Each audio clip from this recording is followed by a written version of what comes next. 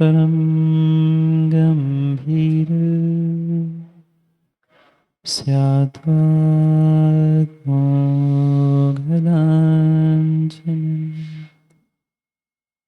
जीयात्रैलोक्यनाथस्य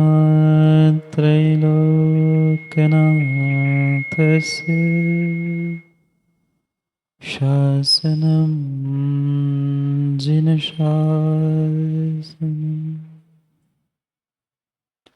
दृष्ट्वा जनान् लोकविकर्मबद्धान् व्यस्तानतो ज्ञानविवेकमन्दान् नीतिं सुधाबिन्दुममं ब्रवीमि लोकाक्षणेनानन्दं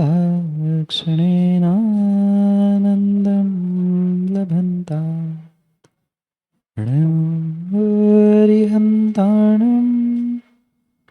प्रणमो सिद्धाणं प्रणमो आयुरीयाणं प्रणमो वत्सायणं प्रणमो सर्वसाहुणम्।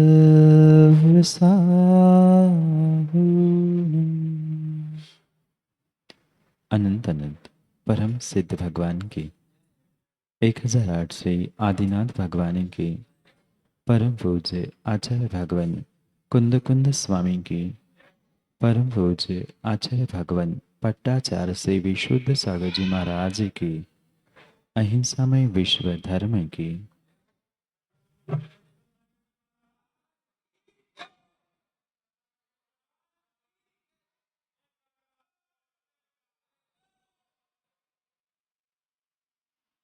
अंतिम तीर्थ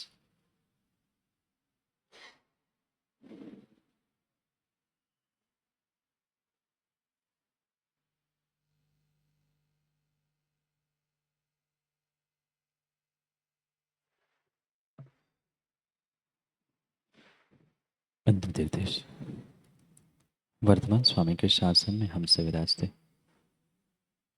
और उनकी यह पावन पीयूष देशना हम सभी के लिए परम उपकारी। अनादिकाल से हमारी इस आत्मा में जो जन्म जरा और मृत्यु रूपी लोग लगे, उन रोगों का उपशमन करने वाली कोई परम औषधि है तो वह एकमात्र यह जनवाणी। भव्य आत्माओं, व्यक्ति के जीवन में सफलता कामयाबी बहुत मायने रखती, चाहे क्षेत्र कोई भी क्यों ना हो। पर हर इंसान, हर मनुष्य, हर व्यक्ति अपने जीवन के प्रत्येक कार्य में, प्रत्येक क्षेत्र में सफल होना चाहता, कामयाब होना चाहता। और शायद आप सभी भी यही सोचते हैं कि हम जो दिन रात का पुरुषार्थ कर रहे हैं, मेहनत कर रहे हैं, कुछ ना कुछ सफलता तो हमें जीवन में अवश्य ही मिले। पर ये बात आज समझने की आवश्यकता है कि इतना पुरुषार्थ, इतनी मेहनत, इतना सब कुछ करने के बावजूद भी व्यक्ति को जितनी जैसी सफलता चाहिए, शायद उतनी वह सफलता प्राप्त नहीं कर पा। क्या मेहनत में कमी थी? क्या पुरुषार्थ में कमी थी? नहीं थी। मेहनत बराबर की थी, पुरुषार्थ बराबर किया था, जो परिश्रम जितना आवश्यक था उतना भी किया था। पर समस्या कुछ अगर थी तो समय सूचकता की कमी थी। यानी किस समय पर क्या करना, किस समय पर क्या कहना, ये जो समय सूचकता थी, ये समय सूचकता व्यक्ति के पास नहीं।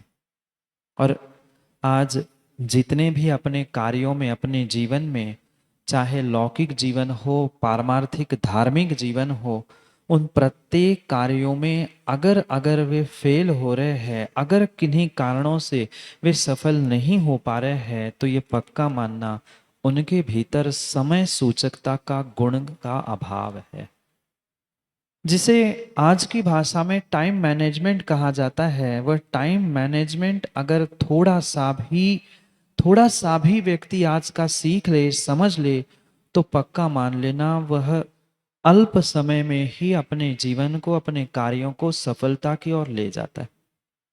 जितने भी जितने भी जीव आज तक सफल हुए हैं, मैं महापुरुषों की, भगवान बनने की बात नहीं कर रहा।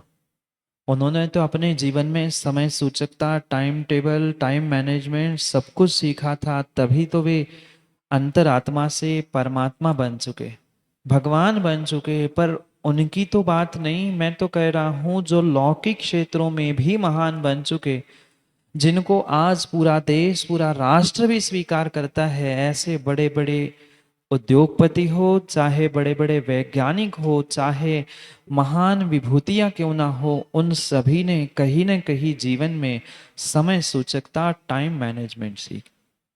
और जिसको टाइम मैनेजमेंट आता है, जिसको मिले हुए साधनों का, मिले हुए समय का सदुपयोग करना आता है, पक्का मान लेना वो अल्प समय में ही बहुत सारा कार्य कर लेता है। क्योंकि माँ, मैंने कल भी पूछा था, परसों भी पूछा था, भोजन बनाते आप लोग? भोजन बनाते आप लोग? अच्छा कि कच्चा? कच्चा। अच्छा भोजन बनाते हैं तो भोजन अच्छा बनाते समय ये हर समय ध्यान रखना पड़ता है कि हमें किस समय कौन से सामग्री का प्रयोग करना। एक सामान्य सामग्री को भी अगर किसी प्रकार से छौंक लगाना है तो भी उसको समय सूचकता का भान होना चाहिए। समझदार माँ समय सूचकता से बहुत अच्छा भोजन बना सकती है, और जिसके पास समय सूचकता नहीं है, समय की, साधनों की जिसको कीमत नहीं है, अच्छे से अच्छी सामग्री देने के बावजूद भी वह उत्कृष्ट भोजन नहीं बना सकता। क्योंकि भोजन मात्र अच्छे सामग्री से नहीं बनता है, भोजन अच्छे सामग्री के साथ समय की स्वनियोजता से, समय की सूचकता से ही बनता है। और जीवन में भी अच्छा स्वाद तभी आ सकता है जब जब कभी हम जीवन के कार्यों में समय सूचकता का ध्यान दें। एक से बढ़कर एक से बढ़कर एक सामने निमित्त उपस्थित होने पर भी अगर अगर हम समय पर पुरुषार्थ करना नहीं सीखेंगे, फिर जीवन भर और वर्ष भर भी हम कोसते रहे कि अरे काश मैं समय पर जाग जाता, काश मैं समय पर सदुपयोग कर लेता, काश मिले हुए साधनों का, सामग्री का मैं सदुपयोग कर लेता, तो क्या नहीं हो जाता। अक्सर अक्सर जीवन में यही होता रहा। जब मौका आता है, जब अवसर मिलता है, तब व्यक्ति उस अवसर को, उस मौके को खो देता है, समय को खो देता है, और बाद में फिर कोसता रहता है, अरे काश मैं पहले ही जाग जाता। सबके पास सब साधन है, सबके पास सब सामग्री है, और सबके पास वही समय है। समय किसी के लिए कम, किसी के लिए ज्यादा नहीं है। क्या मात्र भारत में ही 24 घंटे है? क्या विदेशों में कुछ 25-26 घंटों का दिन होता है? नहीं होता। देश के किसी कोने में पहुंचो, विश्व के किसी भी कोने में पहुंचो, 24 घंटों का ही दिन होता है।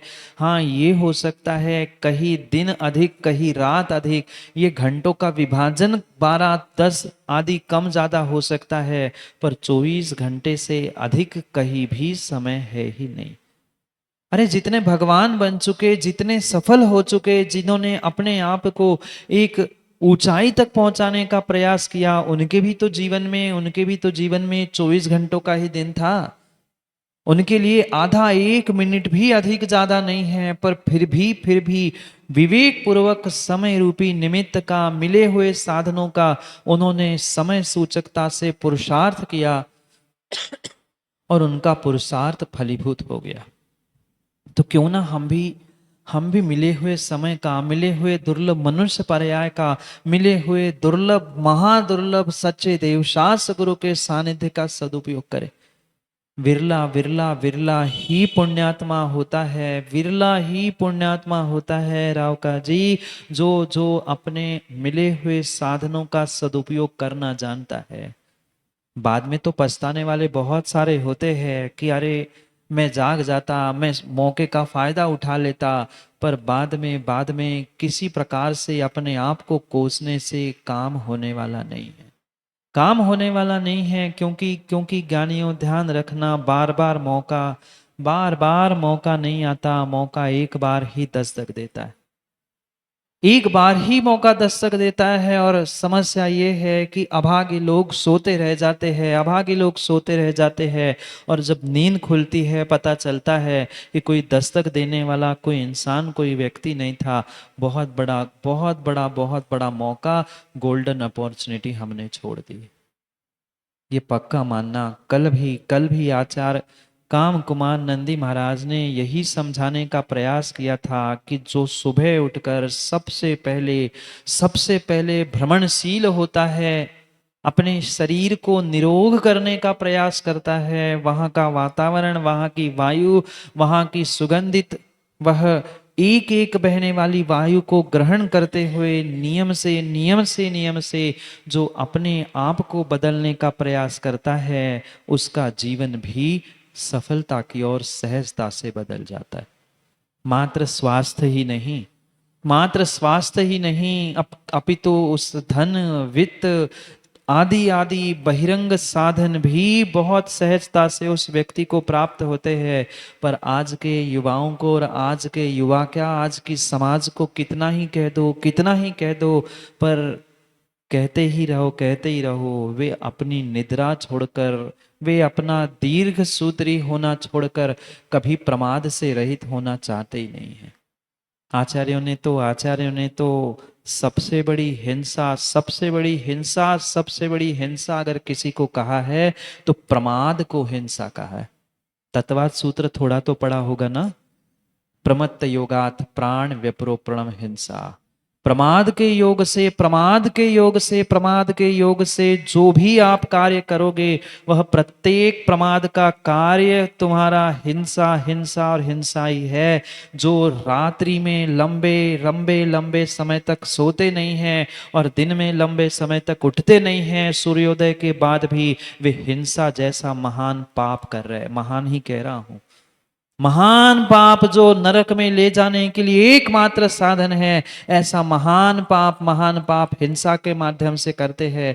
कल सम्यक समाधान में एक माँ पूछ रही थी, महाराज स्वप्न में तो हमारा कोई बस नहीं रहता, पर फिर भी स्वप्न में अगर कुछ गड़बड़ हो गई, कुछ पाप कर लिया, क्या उसका भी दोष लगेगा?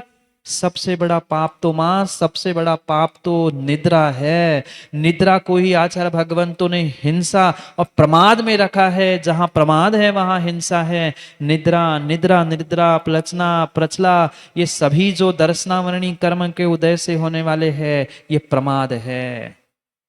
आप स्वयं सोचे, आप स्वयं सोचे, जो पाप जीते जीते आंख खुले खुले में व्यक्ति नहीं करता है, उससे कई अधिक गुना पाप तीव्रता से व्यक्ति सपनों में कर लेता है।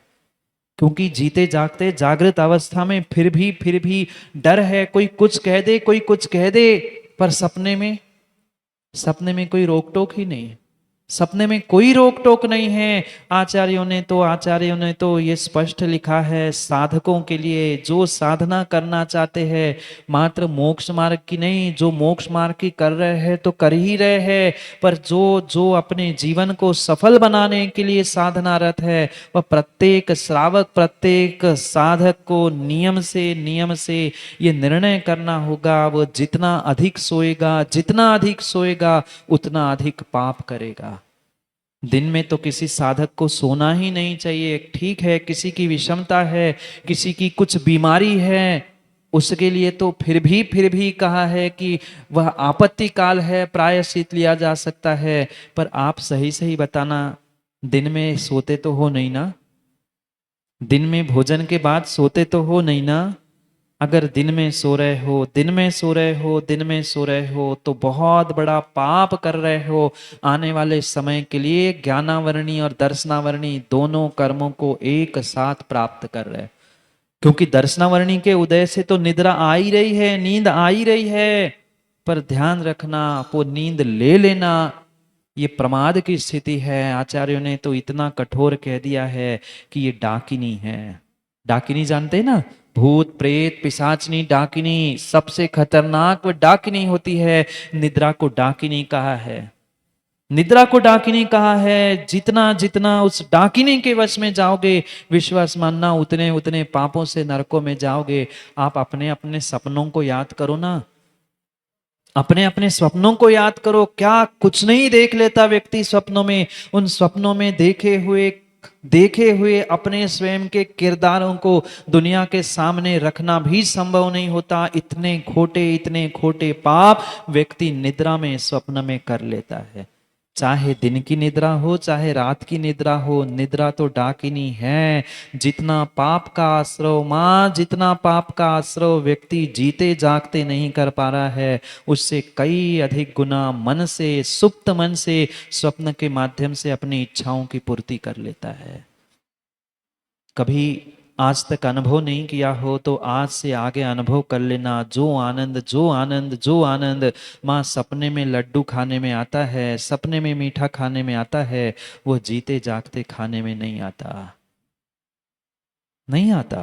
और मात्र लड्डू खाने की बात नहीं कह रहा हूं युवाओं, स्वप्न में अनेक प्रकार के पाप व्यक्ति करता है और उन पापों का प्रति समय प्रति पल उसे आश्रय हो रहा है। इसीलिए तो पुनः पुनः चेतावनी देते हुए आचार्य भगवान समझा रहे हैं कि समय पे उठो, समय पे जाग जाओ, समय पे अपने समय के कार्य करो, क्योंकि समय समय बेशकीमती है जीवन का। अगर आयु के समय के निषेक तुमने यूं ही पापों में बर्बाद कर लिए, फिर अंतिम समय में रोने बिलखने से कुछ हल होने वाला नहीं है। हर कोई फिर बुढ़ापे में रोते हुए मिलता है, बिलखते हुए मिलता है। अरे हमारे साथ ऐसा होता है, अब तो हम बूढ़े हो गए, हमारी कोई कीमत ही नहीं है।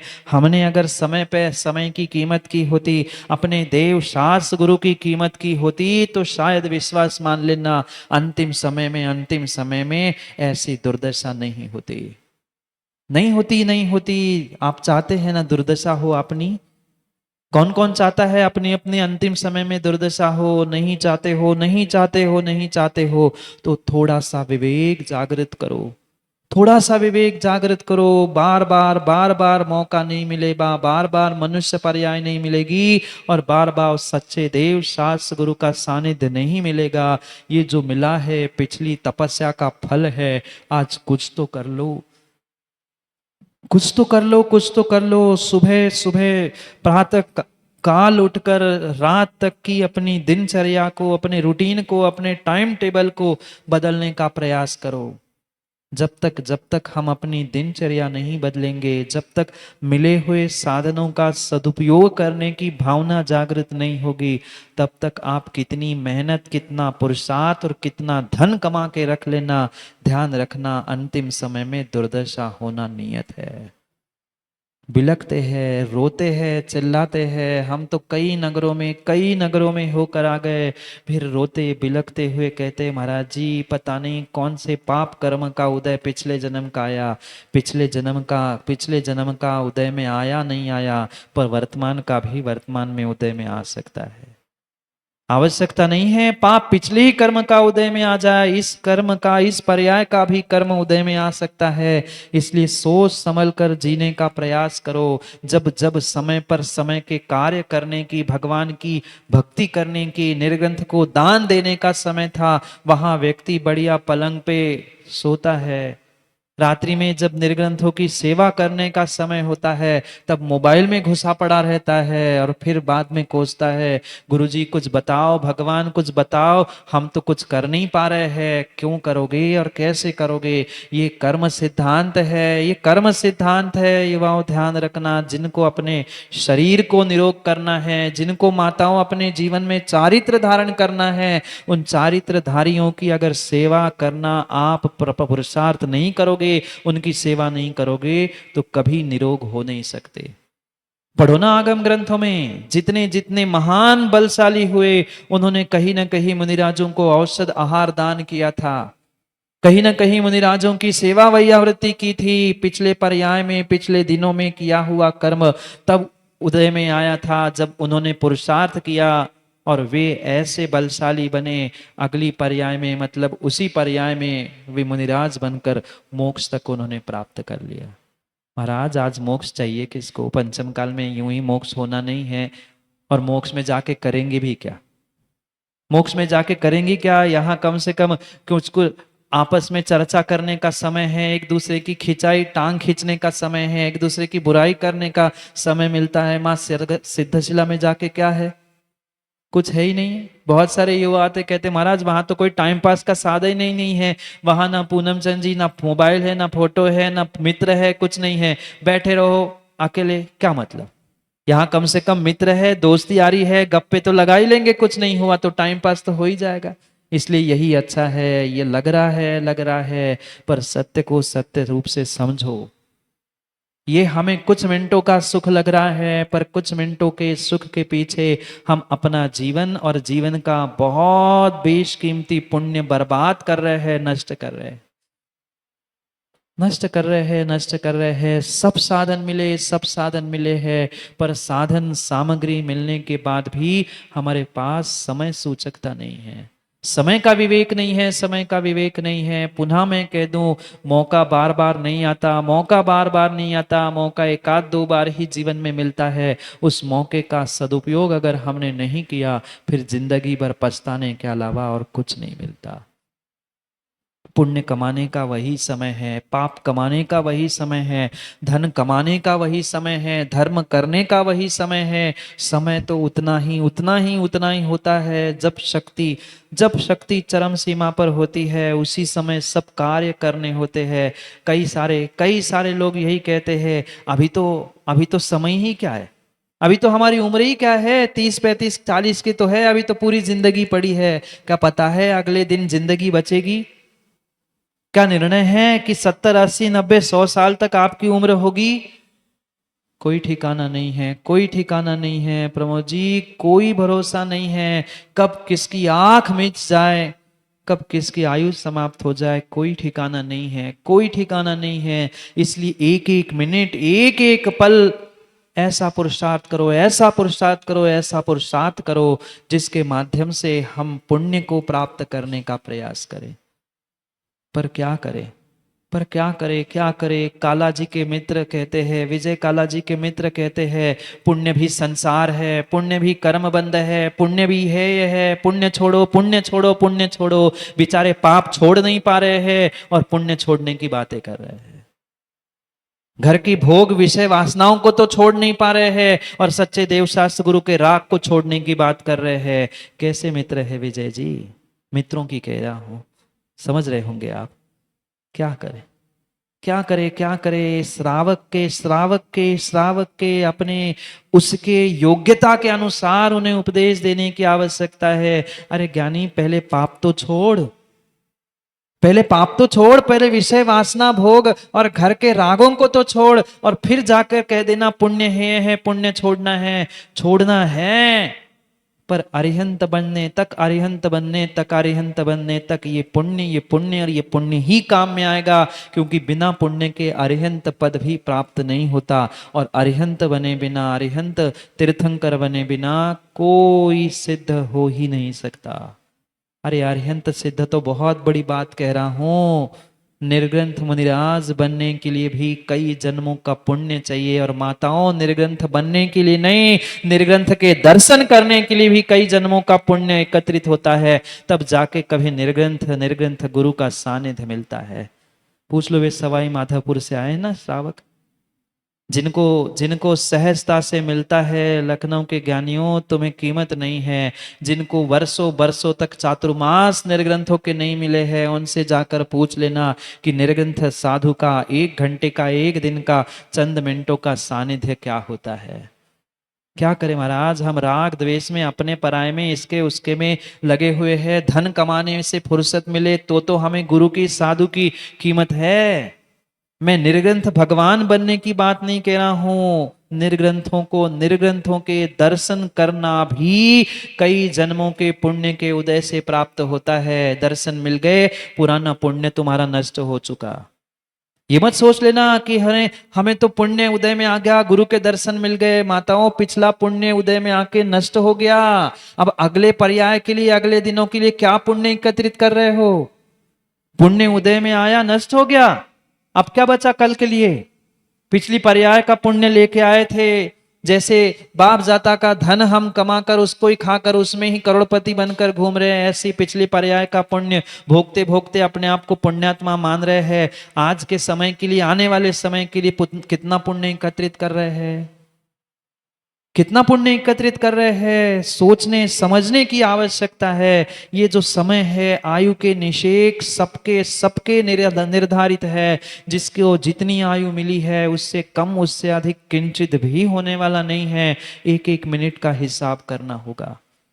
एक एक मिनट का हिसाब करके हमें निर्णय करना होगा कि हमने आज तक समय किसमें व्यर्थ किया। बोलो ना माताओं, उस समय किसमें व्यर्थ किया?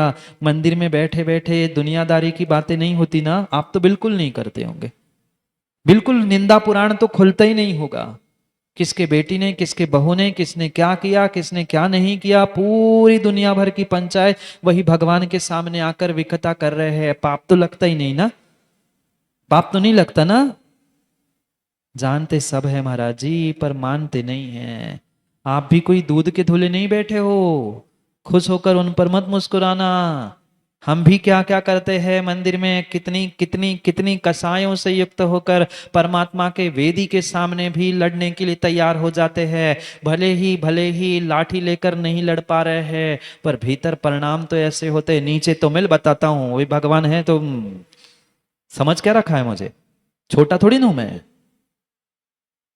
कर लिया बहुत बड़े पुण्य का आश्रय, कर लिया बहुत बड़े पुण्य का आश्रय। मैं जान के पुण्य कह रहा हूं, नरक जाने के लिए यही जो मंदिरों में आपने पुण्य का दुरुपयोग करते हुए, पुण्य का दुरुपयोग करते हुए वह पाप कमाया था ना, यही पुण्य तुम्हें नरक ले जाने के लिए निमित्त बनेगा। ज्ञानियों ध्यान रखना, ध्यान रखना, ध्यान रखना।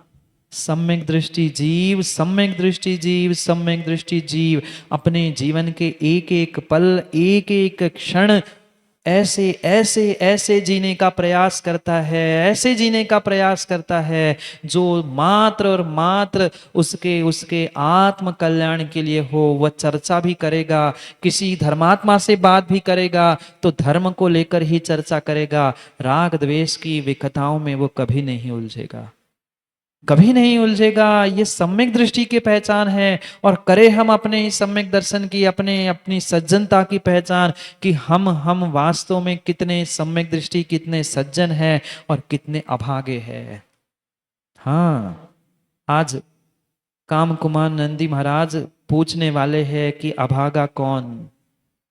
कौन अभागा है? कौन अभागा है? जिसके पास धन नहीं है वो अभागा नहीं है, जिसके पास 2 समय रोटी खाने के लिए नहीं है वो अभागा नहीं है, जिसके पास पहनने के लिए कपड़े नहीं है वो अभागा नहीं है। सबसे बड़ा अभागा वो है जिसको गुरु सामने आने पर, साधु सामने आने पर भी, जिसको साधु को देखने के लिए, दर्शन करने के लिए, उनकी व्यवस्थाओं के लिए समय नहीं है। संसार में सबसे बड़ा अभागा वही है।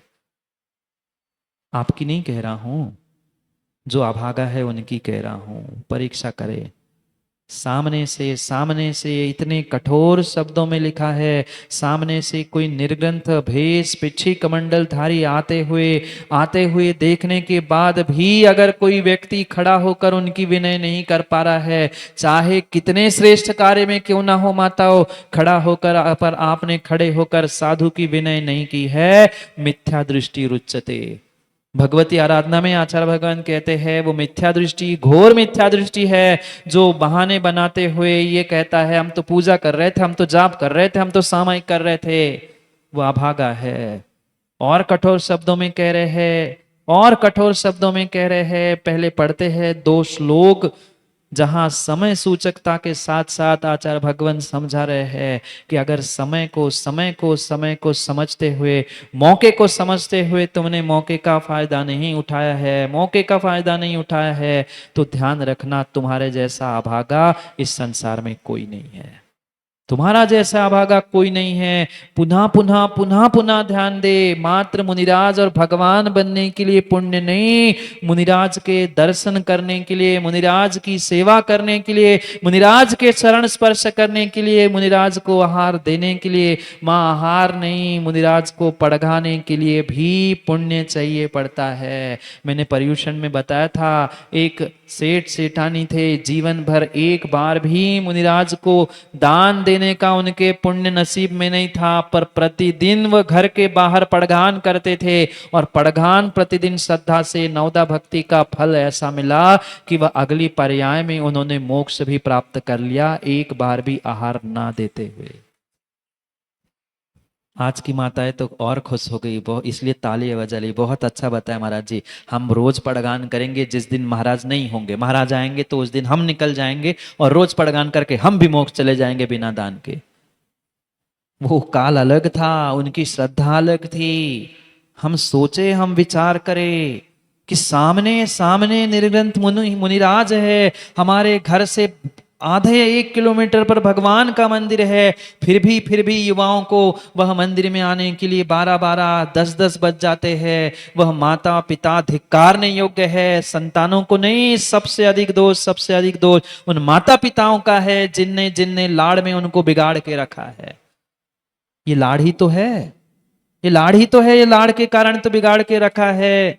समझदार माँ अपनी संतान, अपने परिवार को सुबह उठकर सबसे पहले मंदिर ले जाने का प्रयास करती है। ये मत कह देना पिताओं की बेटे मानते नहीं हैं, संतान मानती नहीं है।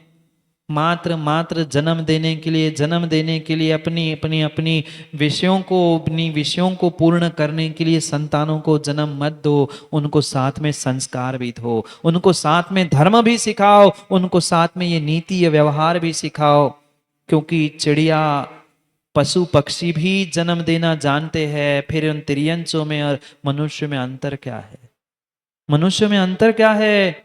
आज आज जो मंदिर, क्षेत्र, वेदियां सुनी पड़ी है, उसके पीछे यही कारण है। ना व्यवहार नीति जानता है, ना धर्म नीति जानता है, ना धन कमाने की नीति जानता है। मात्र भौतिकता में इस कदर डूब चुका है व्यक्ति कि उसको उससे उठने का, उभरने का समय ही नहीं मिल रहा। जब बुजुर्ग ही नहीं संभल पा रहे हैं अपने आप को, बुजुर्ग ही नहीं संभाल पा रहे अपने आप को, आने वाली पीढ़ी को कहने से क्या होगा? आने वाली पीढ़ी को दोष देने से क्या होगा? हम स्वयं समझे। हाँ, माता पिता जाते हैं, माता पिता तो कर रहे हैं, फिर भी संतान नहीं मान रही है, तो समझ में आता है गलती संतान की, नव पीढ़ी की है। पर घर के बुजुर्ग ही 8-8 9-9 बजे तक बिस्तर से नहीं उठते, बिस्तर पर पड़े पड़े ही बेड टी शुरू हो गए आजकल।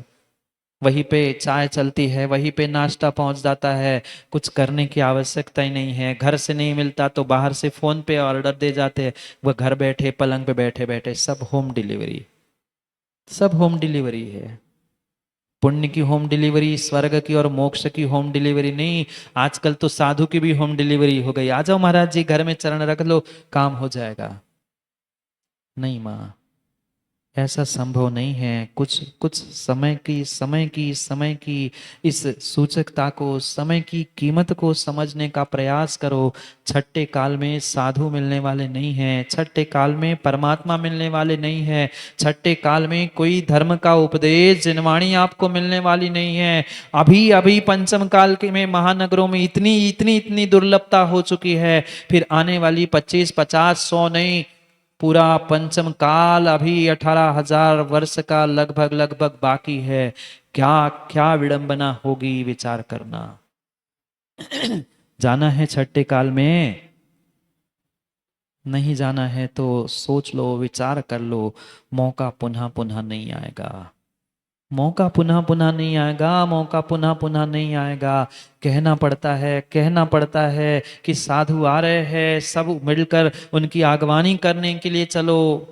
पहले समय था, पहले समय था, हर व्यक्ति अपना काम छोड़कर, अपना व्यापार, अपना भोजन तक छोड़कर निर्ग्रंथों की आगवानी करने के लिए पहुंचता था। क्योंकि हमारे नगर में साधु आए हैं, हमारे कॉलोनी में साधु आए हैं। आज तक 50 व्हाट्सएप भी चला लो, एक एक फोन करके भी कह दो, तो भी कहते हैं अभी टाइम नहीं है, महाराज से कह देना दोपहर में आना, सुबह टाइम नहीं रहता। कैसी विडंबना है, कैसी विडंबना है, कैसी विडंबना है। हम उनके समय को तो बदलना चाहते हैं, पर हम अपने समय को, अपने जीवन को, अपने आप को बदलने का प्रयास ही नहीं करते। वह घोर पापी है, घोर पापी, घोर पापी है, जो दिन निकलने के बाद, सूर्योदय होने के बाद भी बिस्तर नहीं छोड़ पाता। मैं नहीं कह रहा हूं, काम कुमार नंदी महाराज कह रहे हैं, आपके सामने श्लोक इसलिए रखे हैं कि मेरे से लड़ने मत आना। मैं किसी को कुछ नहीं पापी कह रहा हूं। सबको सबकी अपनी अपनी हरकतें पता है, सबको अपने अपने कार्य पता है। आप स्वयं निर्णय करें कि हम कितने पुण्यात्मा, कितने पापी, कितने धर्मात्मा और कितने ढोंगी है। पढ़े श्लोक को, 60 और 61 नंबर के दो श्लोकों से आचार्य भगवंत हमें समझा रहे हैं। पहले हम पढ़ते हैं दोनों श्लोकों को और फिर आप पढ़ने का प्रयास करना। कीर्तनेन उषा काले पुण्यमर्जन्ति साधवः, शयने दीर्घसूत्री च कालं यापयते वृथा। आगमानीदिह साधो यस्य न मोदो भवेशिते, नितरां भाग्यविहीना पशुरपि तस्मात् भवेद् श्रेष्ठः। पढ़ो।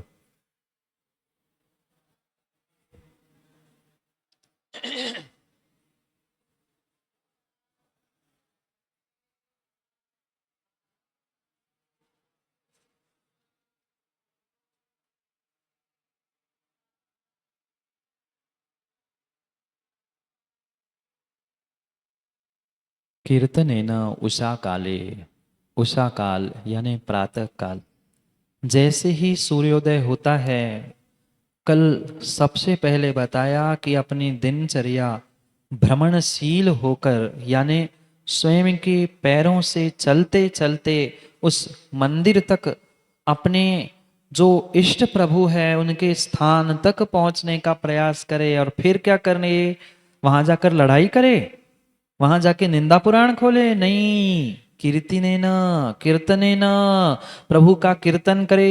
यहाँ तो गाथा है, श्लोक है, इसलिए अल्प शब्दों में कीर्तन लिखा। कीर्तन का भी अर्थ मात्र वह ताल मृदंग और ढोल बजाना नहीं, भगवान के सच्चे सच्चे प्रभु की आराधना, पूजा, अभिषेक, विधान आदि सभी कार्य उषा काले यानी दिन होते ही वह घूमते हुए पहले परिक्रमा लगाओ पूरे मंदिर की और फिर पहुंच जाओ भगवान का अभिषेक पूजन करने के लिए। पुनः ध्यान रखना, पुनः ध्यान रखना, स्वयं का द्रव्य, स्वयं के वस्त्र, स्वयं के बर्तन, स्वयं का स्वयं की सामग्री होगी तो ही स्वयं को पुण्य लगने वाला है।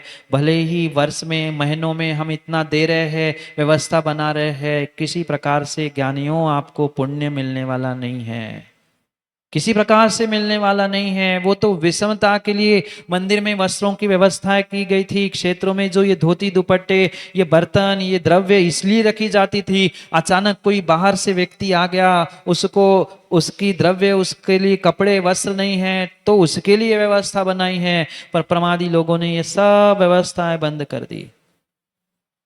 पुनः ध्यान रखना, पुनः ध्यान रखना, स्वयं को पुण्य चाहिए तो स्वयं को, स्वयं की द्रव्य ही, स्वयं के द्रव्य का शोधन करना, स्वयं के द्रव्य को सजाना, स्वयं की थाली सजाना, ये पुरुषार्थ करना होगा। आपको क्या पुण्य लगेगा? फोकट का चंदन और घिस मेरे नंदन, फ्री का मिल गया घिसो। ऐसे ही होता है, मंदिर का होता है तो बहुत सारा घिसते, और स्वयं का घर से होता तो कितना सोच समझ के प्रयोग होता है। यहाँ सब फोकट का चंदन है, घिसते जाओ, घिसते जाओ, घिसते जाओ। और नंदन जी को चाहिए पूरा पुण्य, क्या मिलेगा? क्या मिलेगा? जब हमारा द्रव्य ही नहीं लग रहा है, ना दान में हमें पुण्य लग रहा है, ना हमें पूजा पाठ में किसी प्रकार से पुण्य लग रहा है, जो सम्यक दृष्टि है, उषा काले कीर्तने न पुण्यम अर्जन्ति साधवा, जो साधु पुरुष है, जो सज्जन पुरुष है, जो सम्यक दृष्टि है, जो सच्चा धर्मात्मा है, सुबह सुबह सबसे पहले उठकर परिक्रमा लगाते हुए कीर्तनेन, प्रभु का कीर्तन करने के लिए ही पुरुषार्थ करता है। हम कितना कीर्तन करते हैं और कितना राग द्वेष की कहानियों में उलझकर अपने जीवन को सुबह से बर्बाद करते हैं। ये ध्यान रखना माताओं, ये ध्यान रखना माताओं, सुबह सुबह सुबह का समय जितना प्रसन्न चित्त रहोगे, और मात्र माताओं से नहीं, आप सभी से कह रहा हूँ, सुबह के समय आप जितना प्रसन्न चित्त रहोगे, विश्वास मानना, उतना उतना उतना विशेष उस दिन आप कुछ कार्यों में सफलता को प्राप्त करोगे। विशेषता है, क्योंकि जितना प्रसन्न मन सुबह समय रहता है, उतना ही आपका दिन अच्छा जाएगा, और एक दिन दो दिन वैसे ही प्रसन्न चित्त रहने से पूरा दिन, पूरा साल और पूरा जीवन भी स्वयं अच्छा होता जाएगा। इसीलिए तो कहा है, ये जितना भी रूटीन, जितनी भी दिनचर्या श्रावकों के लिए, साधु के लिए कही है, ये मात्र इसीलिए रही है, सुबह उठकर तुम पहले परिक्रमा करते हुए या परिभ्रमण करते हुए, मॉर्निंग वॉक करते हुए उस उत्तम सुगंधित वायु को ग्रहण करो, फिर अपनी शरीर की शुद्धि के साथ साथ मंदिर में पहुंचकर सबसे पहले मंदिर में प्रभु जी का वह पूजन, अभिषेक, आराधना आदि करने का प्रयास करो। उसके उपरांत पुनः पुनः पुनः जैसे थोड़ा सा और समय हो जाए तो निर्ग्रंथ साधु की आहारचर्या, उनकी सेवा, उनकी वैयावृत्ति में, गुरु पास्ती, गुरु उपासना में लग जाओ। ये जितनी भी दिनचर्या आवश्यक लिखे है ना, उसके लिए समय सूचकता का बोध चाहिए। पता चला 10 बजे 11 बजे अभिषेक के लिए पहुंच रहे हैं, पता चला सुबह का स्वाध्याय शाम को चल रहा है, कुछ समय का बोध ही नहीं है, पुण्य मिलने वाला नहीं है। जो सम्यक दृष्टि धर्मात्मा है, वह प्रति समय अपने टाइम को मैनेज करते हुए जो व्यवस्था लिखी है उस व्यवस्थाओं में ही जीने का प्रयास करता है। और जो ऐसा नहीं करता, शयने दीर्घ सूत्री च कालम यापते वृथा, वह पापी जीव, वह पापी जीव, वह प्रमादी जीव, जो आलस करता है, प्रमाद करता है, कुशल क्रियाओं में प्रमाद करता है। ठीक है, 8 बजे क्या 10 बजे अभिषेक करना है, भगवान कहाँ नाराज हो जाएंगे?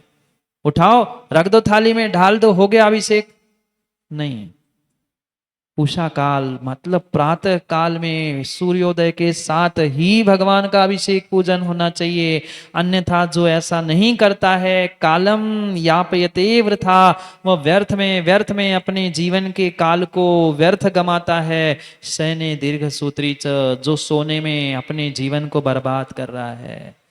सोने में, शयने यानी सोने में, दीर्घ सूत्री यानी लंबा समय जो सोता है ना, 8 बजे 9 बजे 10 बजे 11 12 2 बजे तक आज के युवा सोते मिलते हैं। कितनी विडंबना है।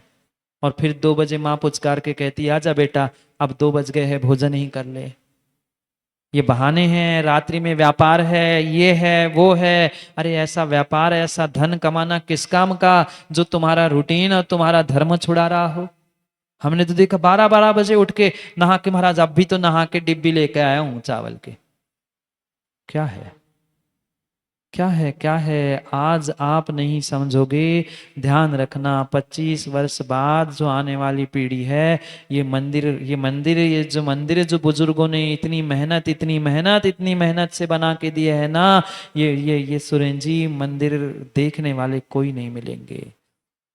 मंदिर देखने वाले, परमात्मा का पूजन अभिषेक करने वाले कोई नहीं मिलेंगे। इसलिए जाग जाओ, चेत जाओ, अभी से जगाने का प्रयास कर लो। साधु का तो पुण्य होगा, तो साधु तो कहीं ना कहीं आहारचर्या कर ही लेगा।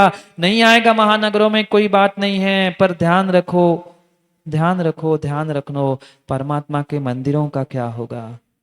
जो बुजुर्गों ने पई पई करते हुए, एक पैसा इकट्ठा करते हुए स्वयं के पेट को काट काट कर परमात्मा को विराजमान किया है, परमात्मा के मंदिर बनाए हैं, आज उनकी रक्षा करना, आने वाली पीढ़ी को संस्कार देना, ये आपका दायित्व बनता है।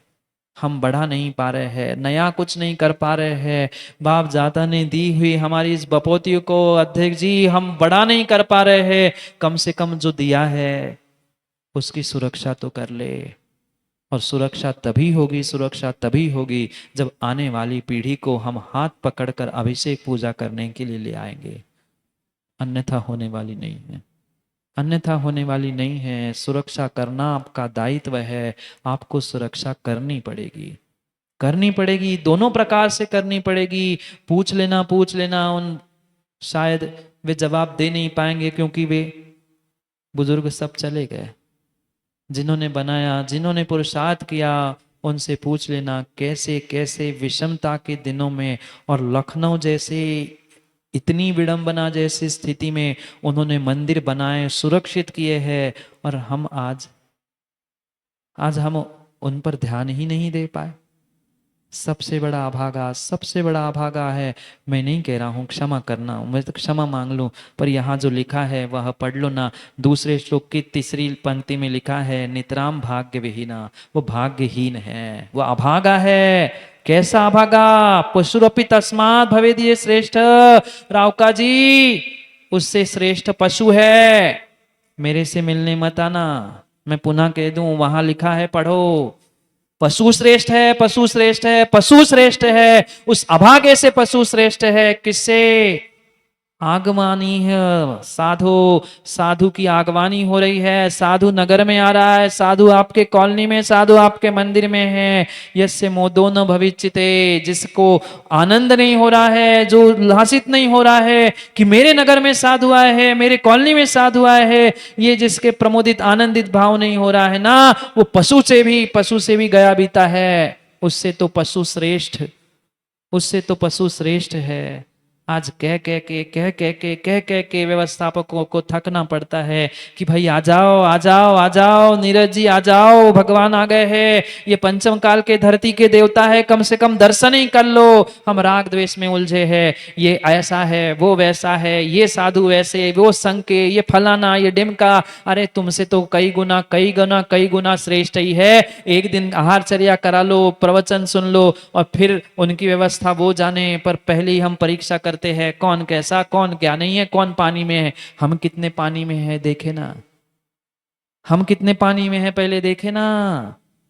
स्पष्ट लिखा है, स्पष्ट लिखा है, पशुरपि तस्मात् भवेदिह श्रेष्ठा। इतना तो समझ में आ रहा है ना, मैं हिंदी भी तो कर रहा हूं। वह पशु भी श्रेष्ठ है, पशु भी श्रेष्ठ है। किससे? उस श्रावक से, उस व्यक्ति से वह पशु श्रेष्ठ है जो साधु साधु साधु की आगवानी होने पर, साधु के नगर आने पर, प्रभु मंदिर में होने पर भी जो सुबह उठकर प्रभु की भक्ति और साधु की भक्ति नहीं कर पा रहा है। इससे अभागा, इससे अभागा, इससे अभागा इस संसार में विकास भाई कोई है ही नहीं है, कोई नहीं है। इससे अभागा कोई नहीं है। भाग्य विहीना, नितराम भाग्य विहीना। तुम चाहे चाहे जितनी माला, चाहे जितनी माँ जप तप उपवास कर लेना, पर जरूरी नहीं है वह कर्मों की निर्जरा हो। पर साधु के दर्शन करने से इतना अचिंत्य पुण्य मिलता है, क्योंकि वे पत्थर के भगवान हैं, वे पत्थर के भगवान हैं। वे तुम्हें कभी उपदेश दे नहीं सकते। साधु के समीप पहुंचकर, साधु के समीप पहुंचकर कभी उनकी उनकी चर्या से, उनके मुख से प्राप्त होने वाले उपदेशों को ग्रहण करने का प्रयास करे। सुनने का नहीं, ग्रहण करने का। पर सुनोगे नहीं तो ग्रहण कैसे होंगे? इसलिए सुनना भी पड़ेगा, और मात्र सुनने से नहीं, उसे ग्रहण भी करना होगा। सब कुछ लिखा है आगम में, सब कुछ लिखा है आगम में, पर क्या करे क्या करे क्या करे? जीव समझना ही नहीं चाहता, जीव जीवन में उतारना ही नहीं चाहता। आगमनादि साधो, साधु का आगमन हो रहा है, साधु नगर में है, पर फिर भी व्यक्ति व्यक्ति अपने राग द्वेष, अपने रंजिशों के कारण से, कसायों के कारण से अपने अपने कल्याण के मार्ग को प्राप्त नहीं कर पा रहा है। धिक्कार है, धिक्कार है, धिक्कार है। वह जो अपने राग द्वेष की पुष्टि के लिए, अपने राग द्वेष की पुष्टि के लिए साधु का भी उपयोग करना जानते हैं। समझ में नहीं आता, समझ में नहीं आता कौन से पाप कर्म का उदय उन जीवों का, तीव्र पाप कर्म का उदय उन जीवों का आया है, जो सामने साधु होने पर भी कई सारे स्थानों पर हमने भी देखा, और कई बार मैंने कह भी दिया कि ऐसी स्थिति हमने साक्षात देखी है आंखों से। साधु मंदिर के बाहर खड़ा है और मंदिर पे ताला डालकर बस अध्यक्ष खड़े हैं, कह रहे हैं कि आप अमुक पंथ के हो, आपके लिए मंदिर नहीं खुलेगा, आप ऐसी क्रिया कर लो, आप हमारे हिसाब से जी लो, आप अपनी व्यवस्था में, आपकी चर्या में। अरे दुनिया की क्या कहना, हमें भी सुनाने वाले, हमें भी समझाने वाले मिले थे, महाराज जी चर्या में थोड़ा सा हेर फेर कर लो, ये व्यवस्था ऐसी चल जाएगी, ऐसी हो जाएगी, तो हम आपको आपके हमारी कॉलोनी में ले जाएंगे, नहीं तो हम नहीं ले जा पाएंगे। हमने कहा भाई तुम्हारी कॉलोनी तुम्हें मुबारक, हमें अपनी चर्या मुबारक, तुम्हारी कॉलोनी से मेरा आत्मा का कल्याण नहीं होने वाला, मेरी चर्या से मेरे आत्मा का कल्याण होने वाला है, आप जानो आपका काम जाने, हमें आपके कॉलोनी से आपके नगर से कोई लेना देना नहीं, पर चर्या में किसी प्रकार का समझौता नहीं होगा। क्या करें, क्या करे, आज साधु को चर्या बदलवाने के लिए मजबूर किया जाता है, पर श्रावक अपनी चर्या अपनी दिनचर्या बदलने के लिए तैयार नहीं है, बिल्कुल तैयार नहीं है। पेट का पानी नहीं हिलना चाहिए तो साधु की व्यवस्था हम कर ले, और नहीं तो फिर साधु नहीं आए सो बहुत अच्छा है, दिखाने के लिए, रौक झाड़ने के लिए लोग आएंगे, हंसराज जी महाराज आ रहे कि नहीं हमारे कॉलोनी में, चलना पड़ेगा, 30 साल का रिकॉर्ड है। ये तरीका नहीं होता, विनय सीखनी होती, निवेदन क्या होता है ये समझना होगा। साधु के पास आके रौक झाड़ने से तुम्हारा काम नहीं बनेगा, बने रहना कितने ही नेता और बने रहना तुम अपने रौक झाड़ते हुए सभी काम करके दिखा लेना, पर साधु के सामने अगर तुम्हारे पास विनय नहीं है, निवेदन करने का तरीका नहीं है, तो साधु को कोई जरूरत नहीं है, कोई आवश्यकता नहीं है, कोई आवश्यकता नहीं है। इसलिए तरीकों को सीखो।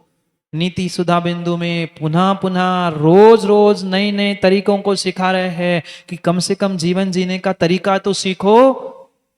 साधु आने के बाद भी, साधु नगर में होने पर भी तुम्हारी राजनीति छूट नहीं रही है, तुम्हारा अहम टूट नहीं पा रहा है, और फिर भी कह रहे हैं कि हम तो करना चाहते थे, पर ऐसा वैसा बहाने देने से नहीं होता।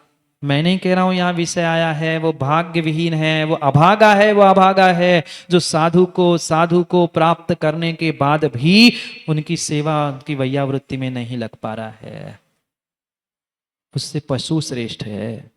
मैं तो नहीं कह रहा हूं ना, पशु शब्द तो लिखे मिल रहा है ना, श्रेष्ठ भी शब्द दिख रहा है ना, पशु से वह श्रेष्ठ है। पशुरपि पशु भी उससे श्रेष्ठ है, उस इंसान से, उस मनुष्य से, उस धर्मात्मा से पशु श्रेष्ठ है। अरे स्वान भी जानता है, स्वान भी जानता है किस पे भौंकना किस पे नहीं भौंकना, पर इंसान को विवेक नहीं है, हम किन के सामने कैसा कैसा अपने अपने अपने तमीज और बदतमीजी का प्रयोग कर रहे हैं। धिक्कार है, धिक्कार है, धिक्कार है। साधु को देखने के बाद भी हमारे भाव नहीं बदल पा रहे हैं। मंदिर में प्रतिदिन प्रतिदिन भगवान के सामने माथा पटक पटक पटक पटक के रगड़ने से भी हमारे भाव नहीं बदल पा रहे हैं। धिक्कार है उन मनुष्यों को। मौका पुनः नहीं मिलेगा, मौका पुनः नहीं मिलेगा, मौका पुनः नहीं मिलेगा, पुनः मौका नहीं मिलेगा। जो समय बेशकीमती है, उस बेशकीमती समय का सदुपयोग करना सीखो। पुनः समय नहीं मिलेगा। घड़ी का भी समय हो गया, घड़ी का समय हो गया। जाओ प्रमाद करने के लिए, प्रमाद तो जिंदगी भर किया ही है, पाप तो जिंदगी भर किया ही है, पर सम्यक दृष्टि हर समय हर समय हर समय मौका खोजता है, मौका खोजता है कि जिससे मुझे पुण्य मिल जाए, जिससे मुझे पुण्य मिल जाए, जिससे मुझे पुण्य मिल जाए। हम अपने लिए सोचे कि हम पुण्य प्राप्त करने के लिए मौका खोजते हैं कि पाप कमाने के लिए मौका खोजते हैं। क्योंकि समय तो उतना ही है, दिन में 24 घंटे है, साल में 12 महीने हैं, 365 दिन हैं, इससे अधिक कहीं कहीं कहीं किसी काल में, किसी पर्याय में, किसी अवस्था में प्राप्त होने वाले नहीं हैं। फिर जब इससे समय बढ़ना ही नहीं है तो हम समय को ही मैनेज करना सीख लेना, समय सूचकता को ही करना सीख लेना। मौका पुनः मिले जरूरी नहीं है। साधु का सानिध्य, गुरु का सानिध्य हर किसी को नहीं मिलता, हर किसी को नहीं मिलता। छोड़ दो भीतर के राग द्वेष कसाय परिणामों को। जो मिला है, जो मिला है, जो मिला है, वह मनुष्य पर्याय का सर्वश्रेष्ठ सौभाग्य, सर्वश्रेष्ठ सौभाग्य है। एक बार जंगल में निर्ग्रंथ मुनिराज के दर्शन किए, उनको पढ़ाया, आहार दिया और अगली पर्याय में मोक्ष चले गए। हम तो वर्षों से दे रहे हैं। क्या करे, भावों की, श्रद्धा की भीतर की कमी है। उस श्रद्धा, उस भावों को संजोते हुए सोचो कि नगर में साधु आया है, कितना आनंद, कितना उत्साह, कितना कितना विशेष हमें उत्सव के साथ एक एक दिन मनाने की आवश्यकता है। अब कोई उत्सव भी मनाना है तो 50 बार पूछना पड़ता है कि भाई तुम्हें समय है क्या, तुम समय दोगे क्या, तुम धन दोगे क्या, तुम ऐसा करोगे क्या। कैसे अभागे जीव है, कैसे अभागे जीव है, कैसे अभागे जीव है। आप इंसान हैं, आप मनुष्य हैं, आप धर्मात्मा हैं, आप सम्यक दृष्टि है, आप जैन कुल में जन्मे हैं। अपनी अपनी परीक्षा करें कि पशु हमसे श्रेष्ठ है कि हम पशु से श्रेष्ठ है। कौन हमसे श्रेष्ठ है, ये निर्णय करना है। अगर हम श्रेष्ठ है तो मिले हुए मौकों का, मिले हुए अवसरों का सदुपयोग करने का प्रयास करें। धन दौलत तो हर पर्याय, हर समय, हर वर्ष, हर दिन कमानी ही कमानी है। पाप भी दिन रात कमाना है, पर पुण्य कमाने का साधन पुनः पुनः पुनः पुनः मिलने वाला नहीं है। इसलिए समय को समय पर समझो। समय हो गया, करेंगे कल और बहुत सारी नीतियों के साथ जीवन बदलने को, जीवन नेक करने के उन तरीकों को समझने का प्रयास। कल नहीं आओगे ना, आओगे सो पाओगे, और नहीं तो जो कहा है ना श्रेष्ठ कौन है, उनके गिनती में पहुंच जाओगे। मैं नहीं कुछ कह रहा हूं, मैं तो बता रहा हूं जो लिखा है। मेरे में क्या शक्ति कुछ कहने की, जो आचार्यों ने कहा है वो आप तक बस पहुंचा देता हूं। समझ जाओ सो समझ जाओ, और नहीं समझो तो नहीं समझो। मेरा काम है दर्पण दिखाना। अब कालोच लगी है सो पहुंच लो, सुंदर लग रहे हो तो समझो। काम आपका है, जीवन आपका है, जिंदगी आपकी है। आपको अपने जीवन को नेक बनाना है तो सोच ले, समझ ले। फेंक जीते जीते बहुत समय बीत गया। समय पर, समय की बात के लिए कल पुनः समय पे मिलते, क्योंकि समय पे किया गया काम समय को दिलाता है। बोली भगवान महावीर स्वामी की